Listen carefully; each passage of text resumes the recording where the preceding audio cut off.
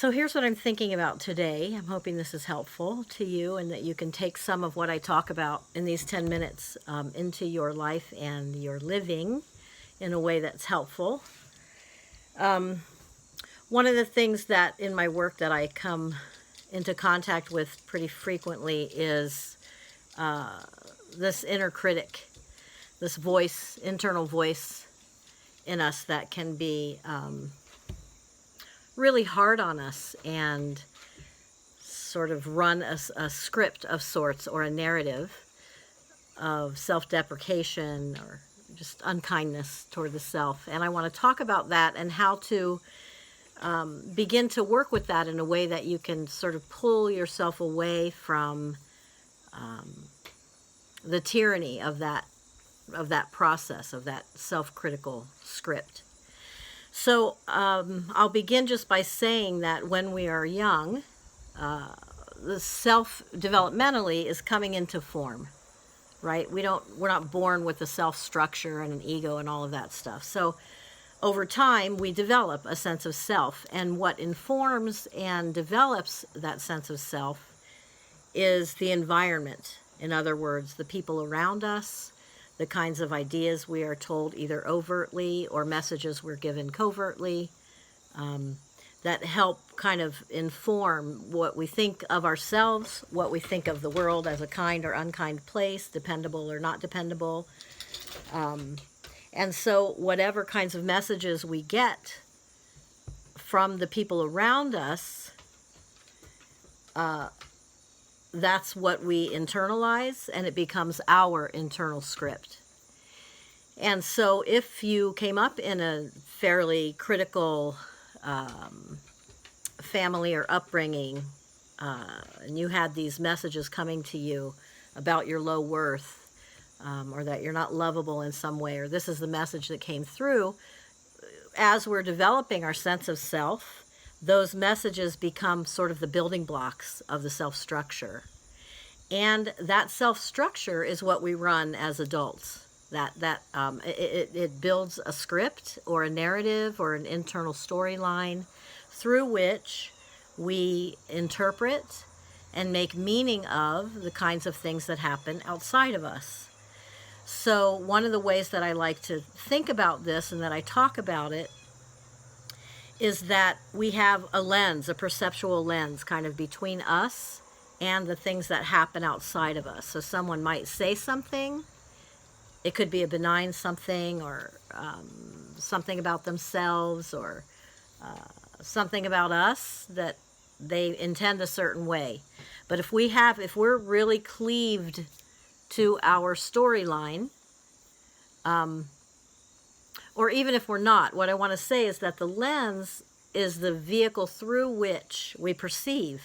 And so whatever that lens is made of, this comment will come, it will be reinterpreted through the lens, and then we'll receive it in a way that might be distorted based on what our lens is. And so when we have a script that we're running that we're not conscious of, that kind of thing can happen a lot, and it does happen a lot, and it's in large part what gets us into trouble in relationship, because we misinterpret or make meaning of what someone says to us, and then off we go reacting and being caught in our storyline before we ever check out with the person, like, hey, when you said that, here's what happened for me. Is that what you meant, or what did you mean, or how did you intend that, right? So that we can check it out. And that doesn't happen a lot. We just kind of go into quick reactivity. This is no one's fault per se. We're a culture of reaction. It's our go-to.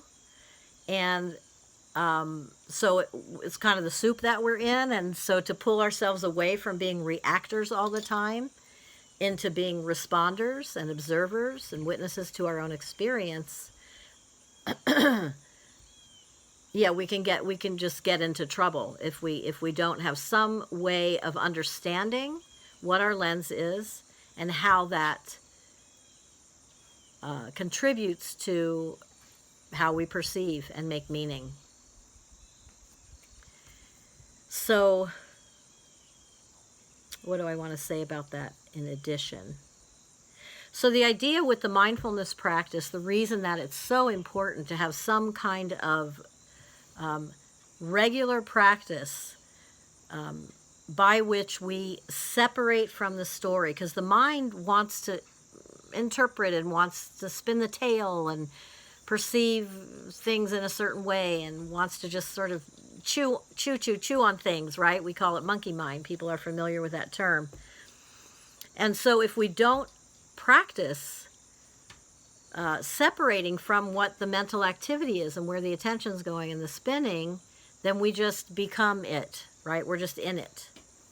And so the practice, having some kind of daily practice, even if it's just a couple of minutes a few times throughout the day, or a sitting practice of 20 minutes or so in the morning, in the afternoon, if we don't do that, then we just become reactors to whatever the mind is spinning around.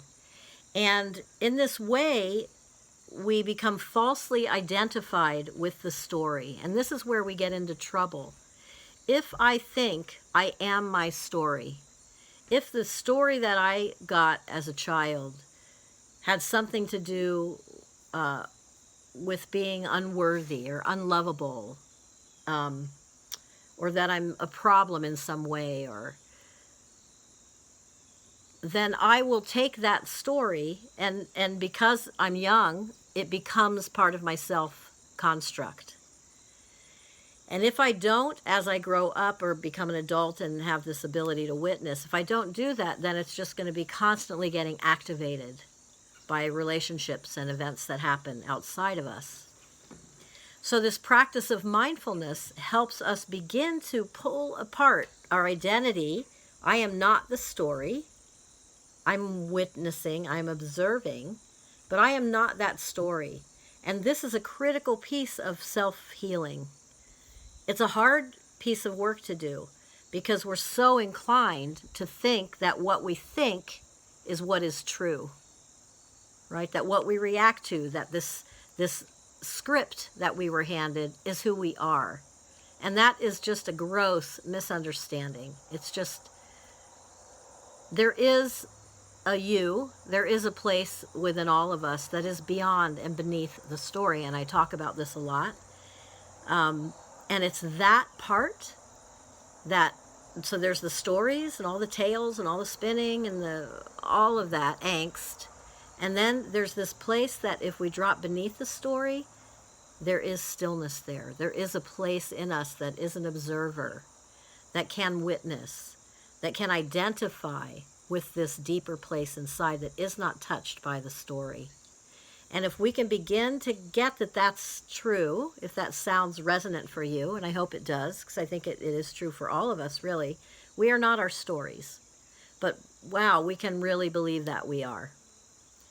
So this practice of mindfulness, of self-observation of experience, of learning to deconstruct this lens, that practice is the work of healing, of allowing the true self to emerge. We have to lay down the story, but we can't lay down the story until we know what the story is that we're living by, right? And so learning about that requires mindful attention to how it is that we are living and what it is that we actually believe about ourselves, about others, about what we deserve or who we are, all of that stuff. So learning to be mindful and practicing mindfulness allows us to shift our identification from the story and all that chaos that the story can create into this other place that is beyond or beneath the story, that can observe and go, oh, that person said that thing, my lens, it came through my lens, became this other thing, and then it sort of hit me and confirmed my lens and my story.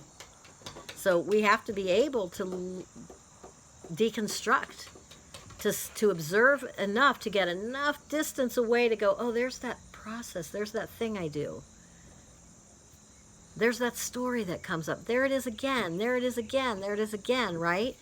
And begin to notice that so that we can be responsible in our relationships to others and in our relationship to ourselves.